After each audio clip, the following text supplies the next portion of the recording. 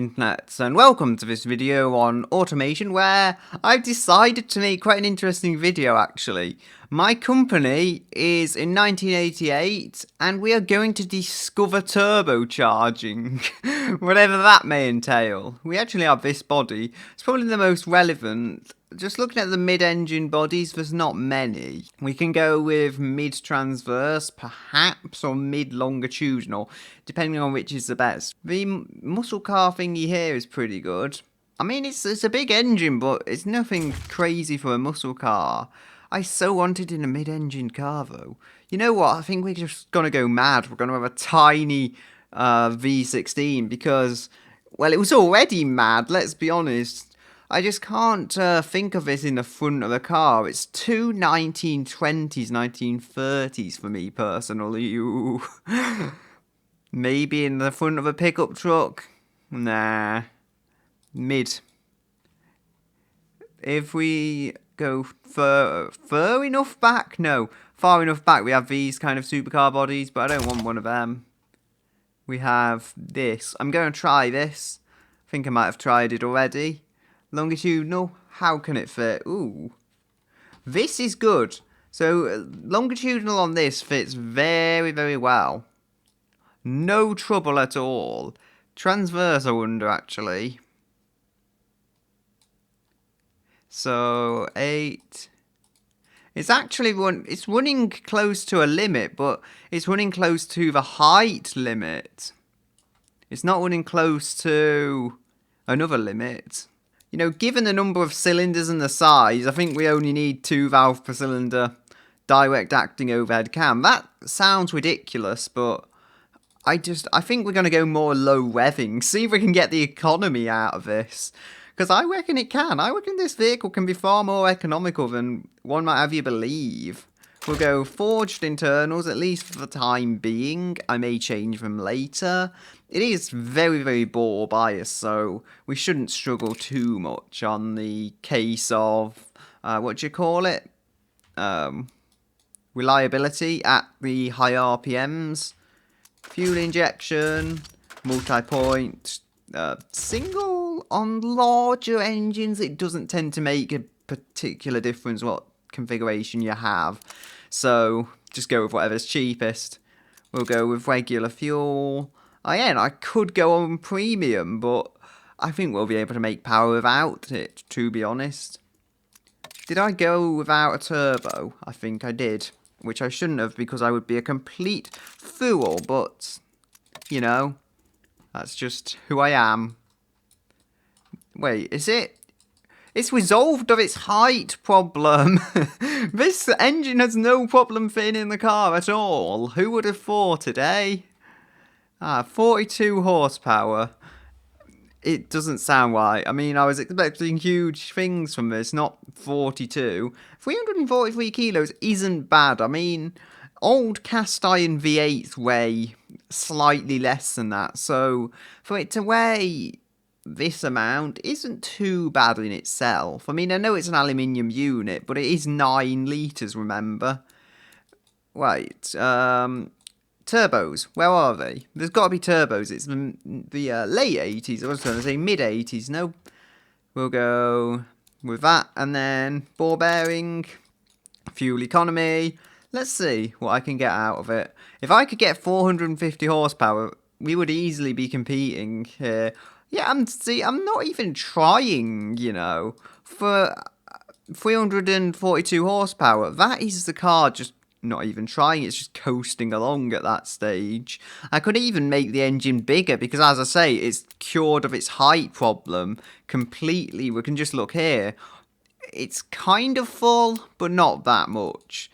I mean, it's probably as easy to work on as a lot of old muscle cars because there's just so much excess space around the engine. I guess it's just the space of the engine bay. It's probably very long and not very big in other ways, hence why it takes nicely to the V16, whereas other vehicles don't take too nicely to it.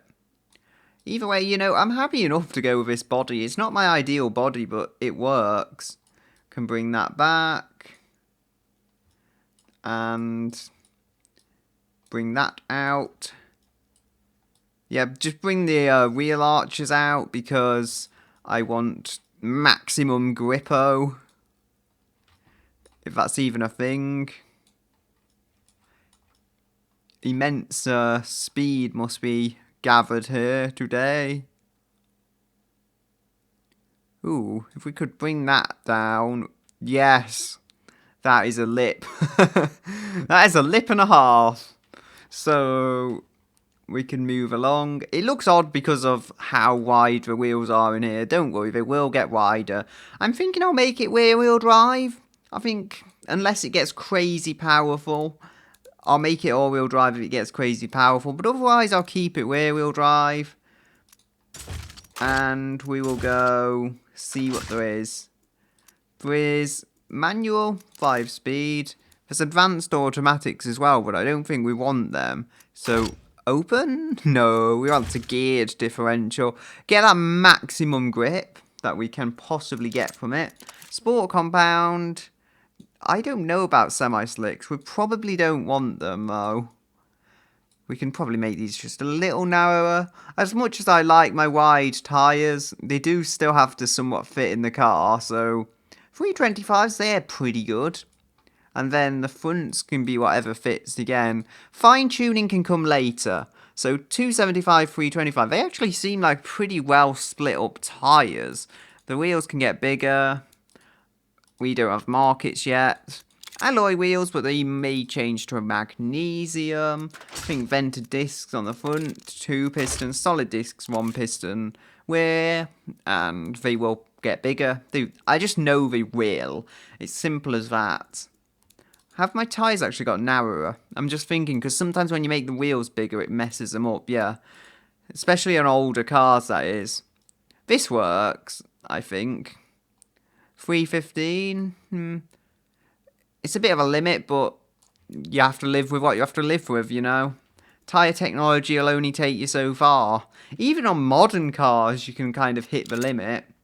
There's no downforce under tray, but that's okay. We can still get downforce to it. We'll go sport. I don't know. Maybe one luxury on stuff. Premium. That generally goes with sport. Variable hydraulic. ABS. Advanced 80s safety? No, standard 80s. I'll probably come back and change all of this. Hybrid pneumatic, progressive, adaptive dampers. Let's see. It comes up as a muscle, really? It must just be the engine size. We don't like sport suspension either, that's strange. Anyway, what I'm going to do now, I'm going to go away with this 1600 kilogram V16 behemoth and see what I can do to the powertrain to make it maybe a bit smoother, maybe a bit more economical. So here we have the design with a whole bunch of plastic on. Can I actually add plastic here? Probably could, but I don't think it would work. Anyway, we have the rear end, which is quite something, with 8 exhaust pipes and a weird Porsche thing there for cooling, I guess, as well as other vents just chucked on here. It's not the most careful design ever. I've even forgotten mirrors and door handles. How is that? I've actually made the RPM go down. That's an improvement, still over going up. Top speed is 194 apparently. That'll be my aero I added. It would go over 200 without any aero on it, but with the aero, not so much. So, I think we can widen this track still, because I'm keeping it rear drive, believe me. I did say it, and I'm going to keep by my word as much as I possibly can. Right, so we need smaller wheels if we're to do this. 18s. They are Saab type wheels. 80s Saab type wheels, but I feel paint them black and they could look quite good. So, where's the... what's it? If I could find the brake pads, paint them yellowy coloured. Nah. Paint them this more bright yellow. I feel that would look good on the brakes. And the wheels... no, why am I making the brakes carbon fibre? Ah! I can't control a computer. No, I seriously need to adjust the wheels though, nothing else. That's plastic. No, I want brutal black. I don't want them to be plastic. Look at that.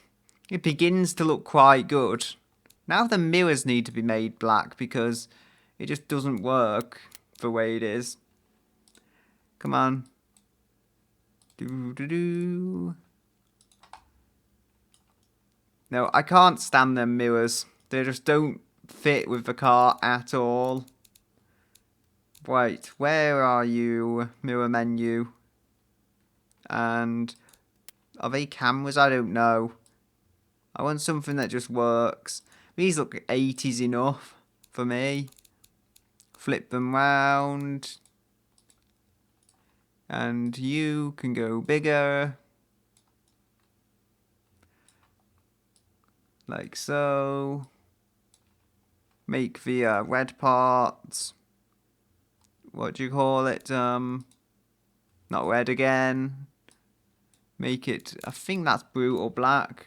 Or is that plastic? Yeah, that one. There we go.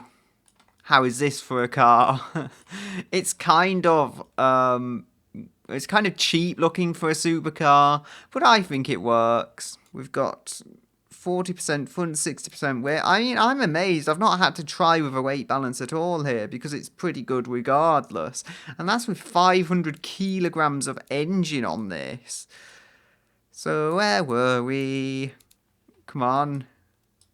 My hydro pneumatic supercar will be done. There's a lot of gearing. Yeah, I was trying to fix the overdrive by doing the aero first.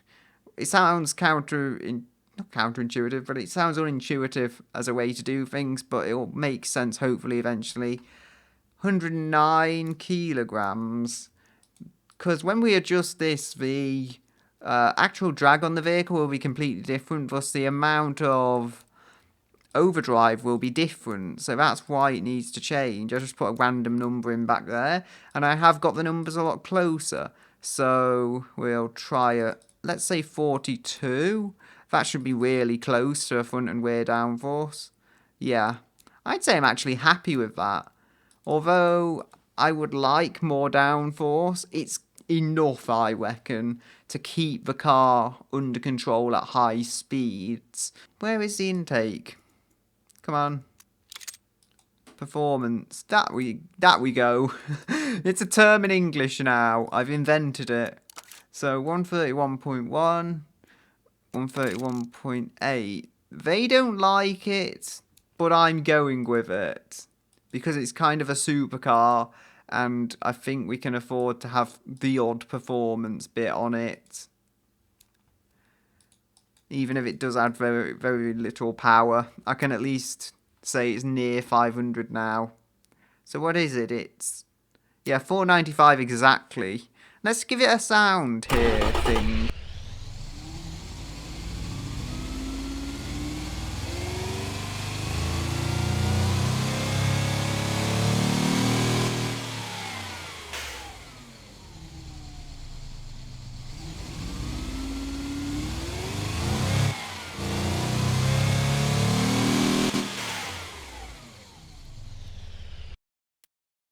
I'd say that sounds good, like a more refined version of a V12.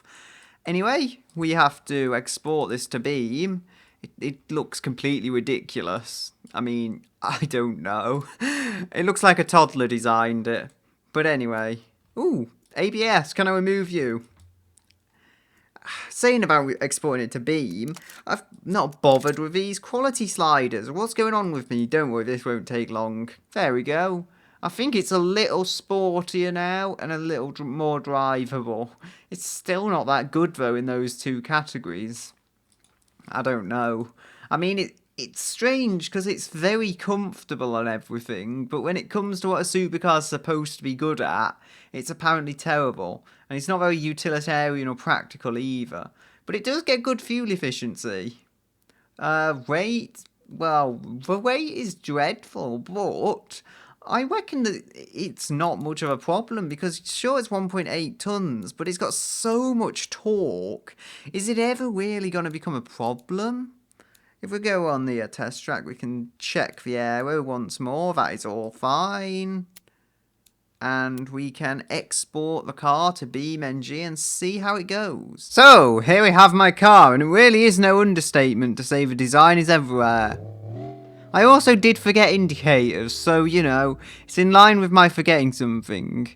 Well, I remembered the, rear indicators, not the front ones, though, as you can see. Just show you there. The rear ones, though, are existing and working. Anyway, I'm getting too sidetracked. I do need to drive this vehicle, so off the line we go. Why was I holding the brake down? That was not, or clutch even, that was not what I necessarily needed to do. I'm liking the grip so far. Feels very grippy, which I was completely intending to, as you will have seen when I built this thing. Oh, gently does it round there. I don't want to push it too hard. It feels almost like my last muscle car actually, in that it will attack me if I'm really vicious, but otherwise it's fine. And I was in neutral there, but I didn't really realise it. Right, first gear, yeah, it, in the way of the gearing as well, feels very similar. The turbochargers are not seeming to lag, but then I'm not revving it low enough to have that as a problem as such. Gently round. I'll give it that it doesn't feel like 500 horsepower is trying to escape from it. It feels less than that, and that is a huge compliment. I think as big as I can pay this thing. Oh, gently does it. It does have ABS. Thank you, 80s. Because that is a very useful technology. I'm not as likely to crash this vehicle. Come on. Third gear. Gently does it. Shift into third, or second even, as I eventually work out on counting my gears. First.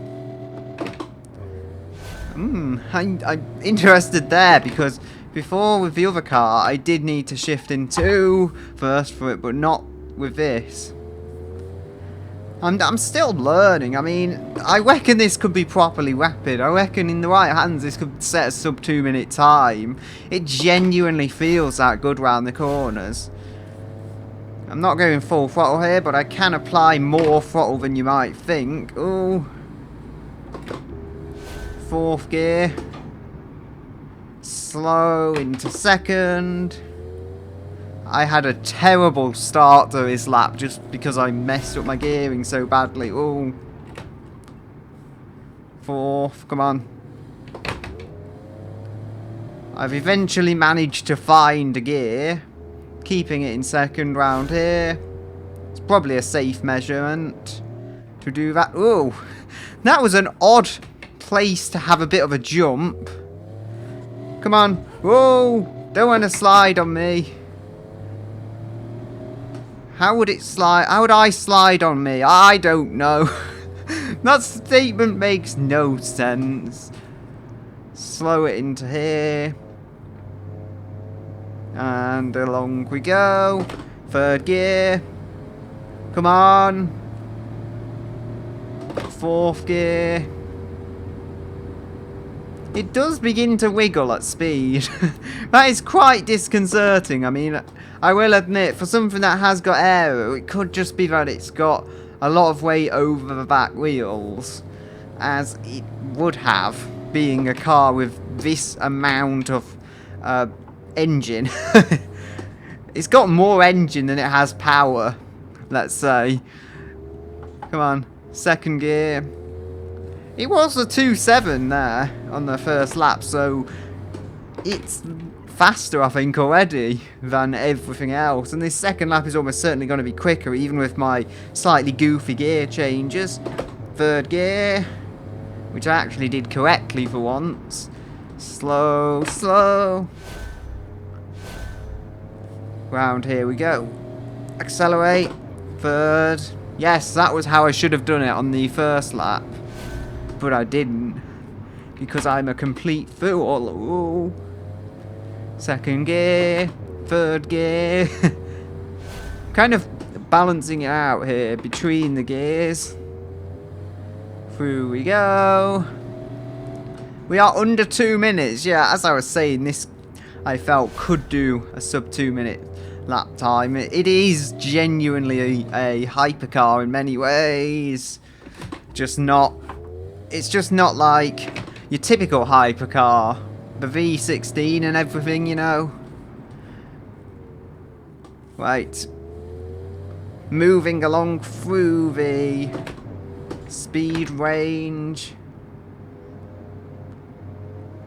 Along we go. Third gear, yes. Hopefully we can get some more speed.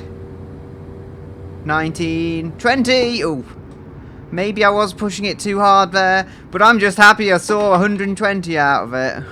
And I'm pretty sure this ABS is helping me massively. I'm pretty sure without ABS I couldn't control it. Come on, slow into here. Third gear. Right, rightio. Slow it into second again. Along here we accelerate, hit third gear, slow it down again, hit second because I didn't get much time in third gear there. This is going to be the lap. Oh, I've not remembered how Curse of the Commentator works. If I completely overcome Curse of the Commentator, who knows? Oh, dearie me. That was very close to Curse of a Commentator catching me out, just so you know. 54. Wow. I have beaten Curse of the Commentator. How on earth is this? That's, well, more or less a 1.156, sorry. Just confusing my numbers and digits and everything. Yeah, can turn the engine off now. I'm pleased with what this car has done. It has impressed me, I reckon, more than it should have. Because it feels so smooth, and the torque, which I expected would be a real problem, the torque which I expected would really overwhelm the rear wheels, it just doesn't. It just helps move those tyres, as I was really hoping. I couldn't ask for more. So with that being said and done, also my number plates don't work at all, but with that being said and done, I'm going to put it at the top of the leaderboard, because that's where this thing is. It just, well, quite frankly, beat everything we've had so far. And I'm going to say goodbye until another day.